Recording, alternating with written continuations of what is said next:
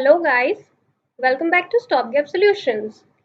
तो आज का हमारा video will be the starting point of May 2021 current affairs. तो इसमें हम जो मई का इंपॉर्टेंट करंट अफेयर्स है उसे फैक्टली रिवाइज करेंगे। बहुत ज़्यादा डीप में नहीं जाएंगे, हम प्रीलिम्स के अकॉर्डिंग कवर करेंगे। तो इसमें हमारा पहला सेक्शन है polity and nation. Our first topic is emergency financial services to armed forces to check pandemic. Emergency financial power दिया गया है हमारे आर्म्ड फोर्स को, क्यों? पैंडेमिक को टैकल करने के लिए। अब यूनियन डिफेंस मिनिस्ट्री ने ग्रांट किया है पावर्स, इमरजेंसी फाइनेंशियल पावर्स, जो हमारी आर्म्ड फोर्सेस हैं कोविड-19 पैंडेमिक के अगेंस्ट में जो काम कर रहे हैं, जो लड़ रहे हैं, उसे हेल्प कर रहे हैं, तो उसमें उन लोगों को इमरजेंसी फाइनेंशियल पावर दे दिया गया है। The powers will allow armed forces to establish and operate quarantine facilities and hospitals. जैसा कि हमको पता है कि जो हमारे कोविड-19 के पेशेंट्स होते हैं उनके लिए क्वारंटाइन फैसिलिटीज बनाना पड़ता है, तो उसको ये लोग यूज कर सकते हैं। Besides it will also help them to operate and procure equipment and resources to perform and required urgent task. अब जो भी इक्विपमेंट, जो भी रिसोर्सेज उनको लगेंगे वो भी ये खरीद सकते हैं। एंड ये सारा का सारा जो ऑपरेशंस है, जो भी कुछ इनको करना है, ये कोई इनको क्लियरेंस नहीं लेना पड़ेगा, ये लोग ये खुद से कर सकते हैं, डिस्क्रिशनरी हो जाएगा। अब who has this power? So basically ये पावर है किसके पास में? सो जो vice chief of the arm forces, जिसमें आपका chief of integrated defence staff है, chairman chiefs of staff committees and general officer commanding in chiefs, ये इन तीनों के पास में ये फैसिलिटी है। And further similar equivalents of all three services have been given the full powers. अब या तो ये तीन या फिर इनके इक्विवेलेंट अगर कोई पोस्ट है तो उनके पास भी ये पावर होगा। Further corps commanders and area commanders, corps commanders और एरिया कमांडर्स, इनको पावर है कि वो 50 लाख पर केस के हिसाब से they can spend the amount. Also division commander, sub area commander and equivalents have been delegated power up to 20 lakh per case. सो ऊपर वाले लेवल के लिए 50 लाख पर केस, नीचे वाले लेवल के लिए 20 lakh per case. Duration, these powers have been devolved initially for 3 months, 3 महीने के लिए, May to July 31st, 2021, and these are in addition to the emergency power delegated to the medical officers of the armed force। अब arm force में जैसा कि आपको पता होगा अलग अलग जो हमारे वॉर के लिए जो लोग होते हैं उसके अलावा भी कुछ स्टाफ होता है जो अलग से यूज होता है उसका सिस्टमेटिक मेंटेनेंस करने के लिए, तो उसमें आते हैं हमारे मेडिकल ऑफिसर्स। उनके पास भी ये पावर है कि वो इस इमरजेंसी पावर का यूज कर सके। Other organization contributing during the pandemic, और कौन कौन सी ऑर्गेनाइजेशन है हमारे यहाँ? डीआरडीओ, जैसे कि हमको पता ही है। नेवी, डीआरडीओ ने क्या किया है, काफी सारे ऐसे हॉस्पिटल्स अरेंज कर रहे हैं, ऑक्सीजन सिलेंडर्स बना रहे हैं, इस तरीके से हेल्प किया जा रहा है। And navy has sent 76 members medical contingent from the 5 naval hospitals to 900 bed COVID hospitals in Ahmedabad. This is to bolster the availability of trained manpower.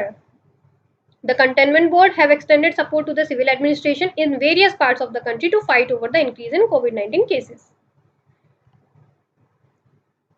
So हमारा next topic है guys, foreign aid to India. Center faces questions over the issue.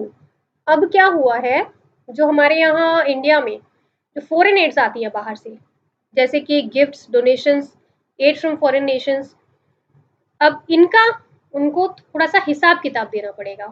क्यों? क्योंकि India is facing a massive shortage of oxygen. हमारे पास oxygen का shortage था उस time, drugs का shortage था, इक्विपमेंट्स का शॉर्टेज था, और कोविड-19 केसेस बढ़ते ही जा रहे थे। तो लोगों ने ये पूछा कि अगर आपके पास इतना सारा का सारा डोनेशंस आ रहा है, गिफ्ट्स आ रहे हैं, पैसे आ रहे हैं, तो आप उनका कर क्या रहे हैं? So foreign aid to India आती कैसे है? India is accepting foreign aid for the first time in 16 years. So 16 साल में पहली बार हम इस चीज को एक्सेप्ट कर रहे हैं। State governments are also free to procure, state governments भी फ्री हैं क्या करने में? उनको लाइफ सेविंग डिवाइसेस प्रोक्योर करने में, मेडिसिन प्रोक्योर करने में, जो बाहर की एजेंसीज हैं उनसे। Earlier India accepted aid from foreign governments several times, पहले भी किया हुआ है। कब कब किया है? It includes the Uttarkashi earthquake जो आया था 1991 में, लातूर में जो अर्थक्वेक आया था 1993 में, गुजरात में 2001 में, बंगाल में जो साइक्लोन आया था 2002 में, और बिहार में जो फ्लड्स आया था जुलाई 2004 में, उस टाइम पे भी हमने फॉरेन एड एक्सेप्ट किया था। However the policy change 16 years ago, अब 16 साल पहले ये पॉलिसी चेंज हो गई थी। India refuse to accept foreign aid after the Kashmir earthquake in 2005। तो कश्मीर में अर्थक्वेक आया था 2005 में, उसमें इंडिया, उसके बाद इंडिया ने मना कर दिया था कि अब हम कोई भी फॉरेन एड इस टाइप से एक्सेप्ट नहीं करेंगे। It also didn't accept foreign aid after the Uttarakhand flood in 2013। तो आपको याद होगा 2013 में जो उत्तराखंड फ्लड आया था, फिर कश्मीर फ्लड आया था, फिर केरला फ्लड जो रिसेंटली आया था 2018 में, तो उसमें भी हमने ऐसा कोई फॉरेन एड एक्सेप्ट नहीं किया था। The Indian government is asking all foreign governments and agencies to donate through Indian Red Cross Society. अब गैस ये तो हमको पता ही है, इंडियन रेड क्रॉस सोसाइटी जो पूरे इंडिया में काम करते हैं for the development of health sector. ये इसके थ्रू इन्होंने हमारी गवर्नमेंट ने बोला कि सारा जो हम एड ले रहे हैं वो इसके थ्रू जाएगा to the ministry of health. It is being coordinated by an empowered group of ministers and officials, then will taken sent to the state based upon the request।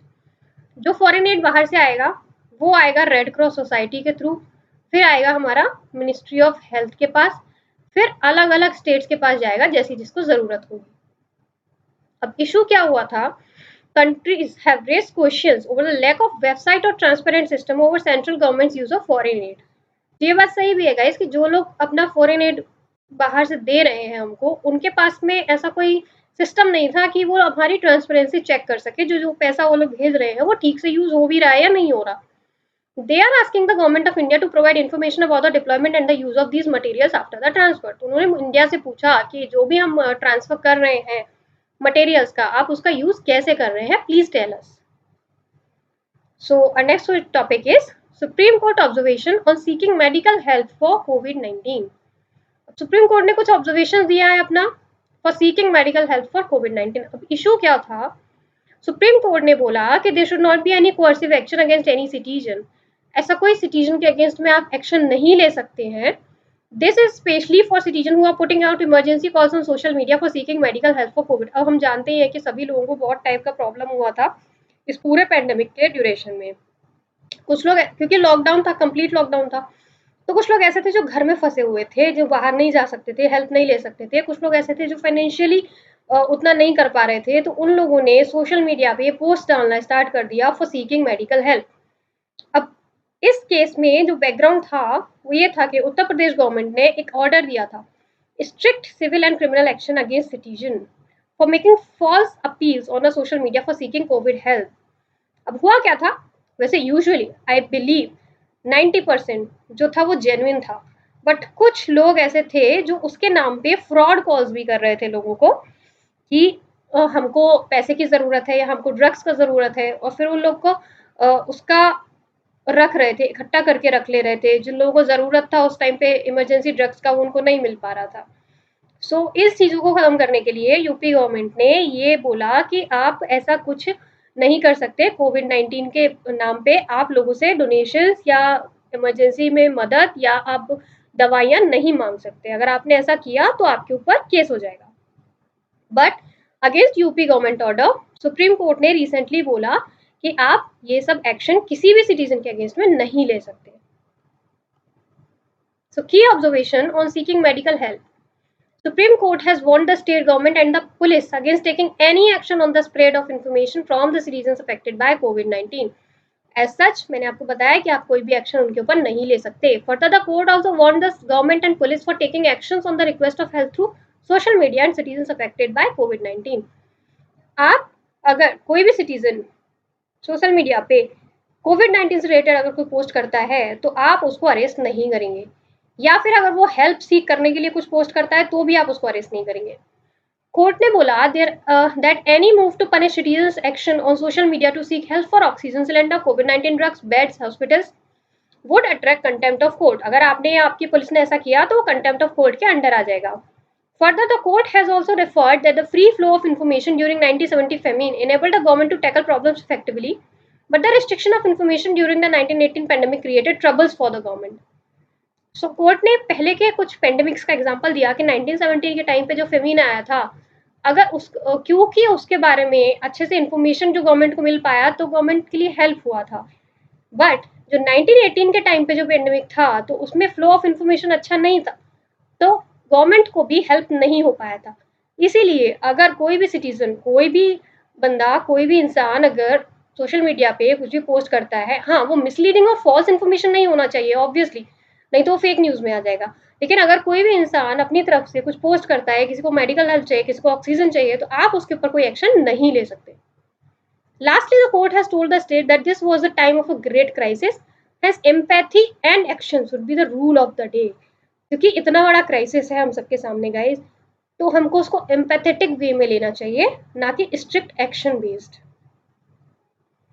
So our next topic is what is the process to create new district in India. अब ये news में इसलिए था कि पंजाब की जो CM है उन्होंने डिक्लेयर किया मलेरकोटला को 23rd district of Punjab.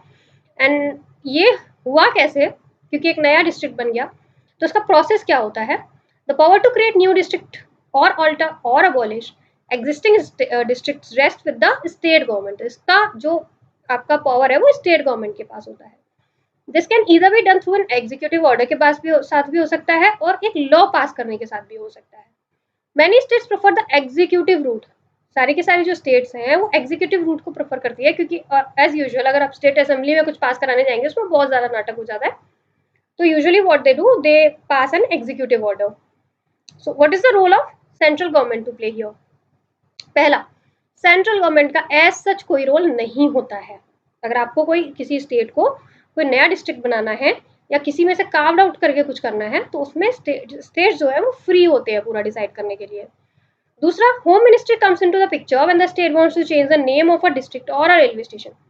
Home ministry का पिक्चर में आता है, जैसे मान लीजिए आपको किसी का नाम ही चेंज कर देना है, आपको नया डिस्ट्रिक्ट नहीं बनाना है, आपको किसी डिस्ट्रिक्ट का नाम चेंज करना है या किसी रेलवे स्टेशन का नाम चेंज करना है. In that case, home ministry comes into the action. Thirdly, the departments such as the Ministry of Earth Sciences, Intelligence Bureau, Department of Post, Geographical Survey of India Sciences, and the Railway Ministry provides their clearance to the proposal of the state governments. तो ये सब तो usually clearance दे ही देते हैं. Fourth, after examination of their reply, state government receives a no objection certificate. And congratulations, आपका नया district बन गया है. Now, what is the rationale behind creating a new district in India? States argue करते हैं कि जो स्मॉलर डिस्ट्रिक्ट होगा उनका एडमिनिस्ट्रेशन और गवर्नेंस बेटर होता है. ये हमेशा से ही होता है guys, not only this time.